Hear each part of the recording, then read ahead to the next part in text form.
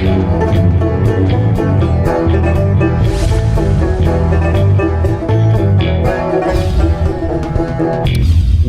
on the Deadwoodjedi, and today we're going to be talking a little King Arthur's Legend Rise. And before we get to it, I just want to say, first off, I have a little bit of a weird setup going on right now. I just moved into a new place. As you guys know, LA's been burning for the last, week or so, and I had to move. I got evacuated for a little bit.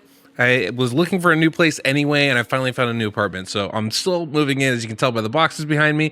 Don't have my green screen set up, so this is just what we're going to be doing today. But I think that's going to be fine, because today what I want to do is I want to look at the game King Arthur. But like, one of the interesting things about this game is it's very rare heavy on the champions that you're going to need and use and build up, especially early on. So I thought we'd go through and look at what I think are 7 pretty important ones, champions worth building. There's definitely more. I think all these champions have a place in this game. You can definitely use most, if not all of them, somewhere in the game to really good effect. But I think these 7 are going to be the ones you're going to want to focus on initially. And so that's what I want to do. I think this is an important thing. Like, I kind of wish I knew this when I started, because, then I would have my focus a little bit better. I haven't even built all of these up, but after, doing my research on it, I was like, oh yeah, these are the ones I definitely should have used. And a lot of them have helped me a ton. So let's just jump in. One of the ones, the first one, I would say, most everybody's going to have right off the beginning, because she's one of the champions you get right away, is Kay. And Kay is really, really good. She's a solid damage dealer, but just as importantly, she brings something really important. She brings a lot of attack. So whenever you have those big shields up and you need to break them down, Kay is going to be your savior. All the relics seem pretty solid as far as that goes, right? Like, the A1s for, I think all of them do 5 hitters. So even if you're just doing that, pretty solid. The A2s, depending on the relic that you're using, are pretty solid. You do have a nice little recovery disruption here with the flame relic. That could be really important depending on the boss you're facing. Again, on the A2 there with the frost relic as well. Just depends on what relics you have available. I pretty much use the storm relic right now. I like the A3. I think it hits really hard, but the A1 is pretty much what I focus on. I just let that go. The A2 is really nice though too, because it gives you some really nice buffs going into effect. Not to mention her passive abilities give a lot of buffs going into effect, right? So you're getting attack up from the passive.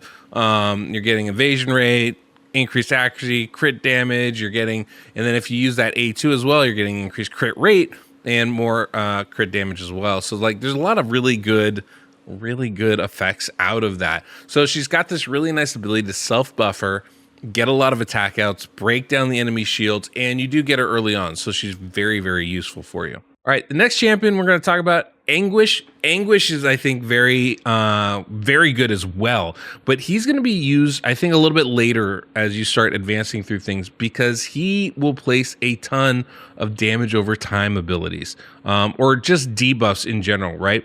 This A3, when you're talking about like the storm, the different relics do different things. So the storm relics is going to give you bleed on the attacks. The frost relic is going to give you chill on the attacks, and the flame relic, want to guess, it's going to be burn on the attacks, right?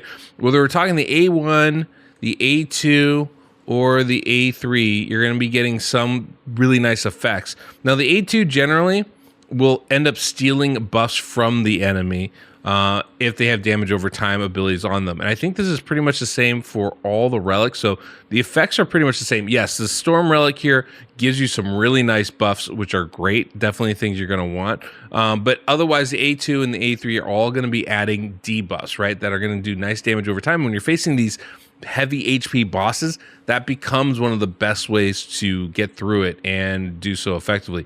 Gives himself some nice abilities too. Like, look, there's a cooldown 1 turn when attacking, gives himself increased accuracy, increased attack. So things that are going to help him do more damage, but just as importantly, land those debuffs for you. It just increases the he's got some really good passive abilities there. So definitely somebody I think that if you have the ability to build him, you're going to want to. And this next champion is one of my favorites in the game so far, because she's just such a good heal bot, and I love a good heal bot. Going to keep your whole team alive, and that's Sarah. I've done everything I can to max her out just because I use her pretty much everywhere right now. And the big thing is that she has massive heal abilities, right? Now, her A3 is a really big heal, and let's recall, right? Every relic has its own things going on, but there's generally some similarities. Now, the Storm and the Frost one are very similar, and they're both heal abilities, right? They both heal off this A1 here. The A2 is going to have some removed debuff. You're going to see that in both of those relics there, a removed debuff from allies. And the A3 becomes a really big heal. With Storm, which is what I like, you get a lot of AoE heal with that. The Frost relic, I believe, is a big single target heal, right? But both of those are very good. And then the Flame relic is interesting because you get a heal on that A1 still, but you also get this buff disruption on the A2, and you get an attack gauge disruption on the A3. So it's kind of like more of an offensive relic, which is interesting. I don't really use that because I'm using her to heal my team.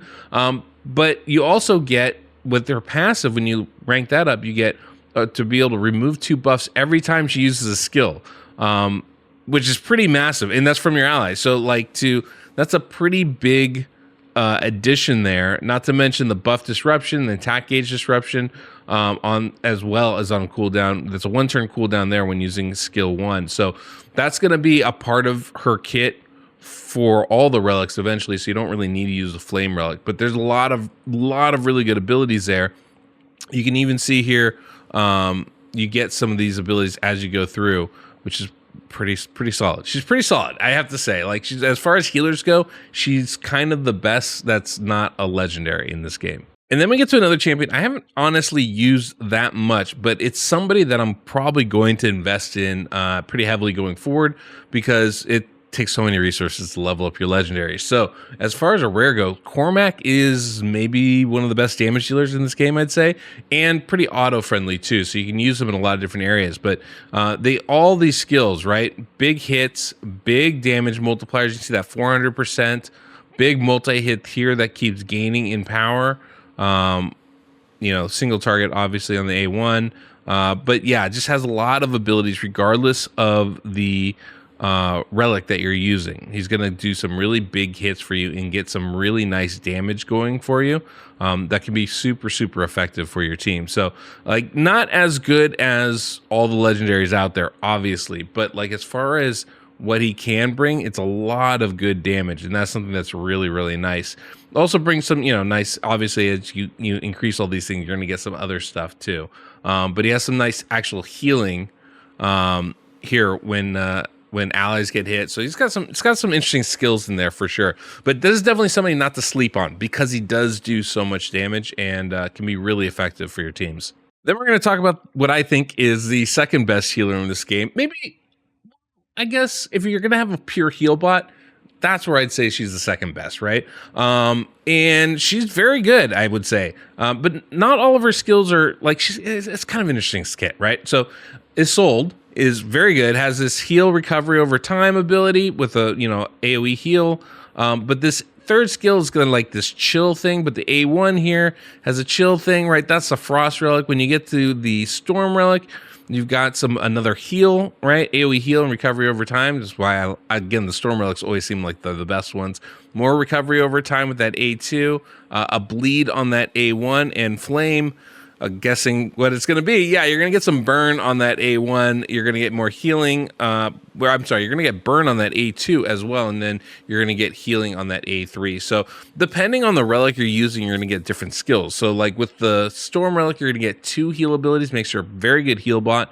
With the Frost and the Flame, you're going to get healing off of one of those skills, and the other one are going to affect the enemy either with chill or with burn.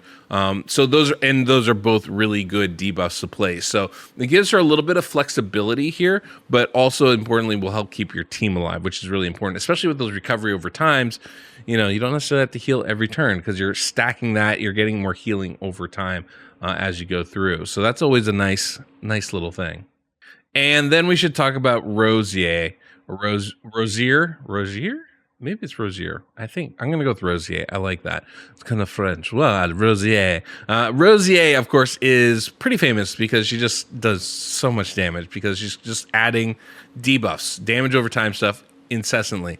Bleed and debuffs and more bleed. And so it's really nice. In fact, this A3 on the fire one, I think, is really important to kind of take a note of.